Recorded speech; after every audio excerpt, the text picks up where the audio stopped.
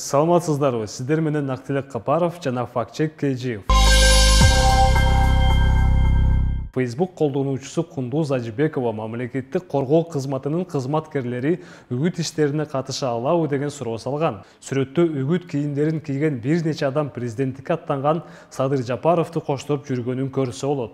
Негизи мындай кадам мыйзамга туура келбейт. Президентти жана Жогорку Кеңештин депутаттарын шайлоо жөнүндө мыйзамынын 21-беренесинин 1-пунктунда мамлекеттик кызматкерлерди үгүт иштерине тартууга тыюу салынган.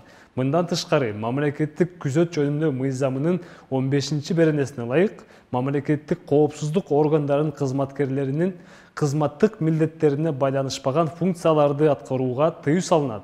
Сүрөттөгү үгүт жазуусу бар кийим кийгендер чын эле мамлекеттик коргоо кызматынын кызматкерлериби? Текшерип көрөлү. Үгүт кербенине президенттикке талапкер Жапаровду дайыма бир нече адам коштоп жүрөт. Бул сүрөттөгү адамдын кулагында байланыш үчүн атайын зымды көрсө болот. Ал эми бул жерде чакан сумка түрүндө атайын коопсуздук жабдыктарды көрө алабыз.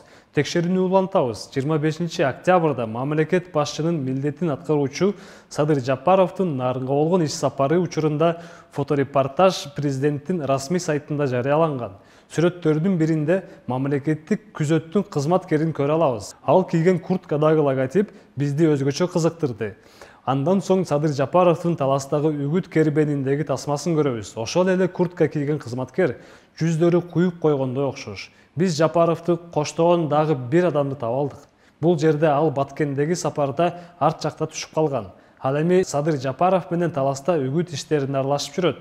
Жапаров деген жазуусу бар баш кийиминде көрсө болот. 4-декабрда УКМК Садыр Жапаров премьер-министр катары азыркыга чейин мамлекеттик күзөт кызматы менен пайдаланаларын тастыктаган.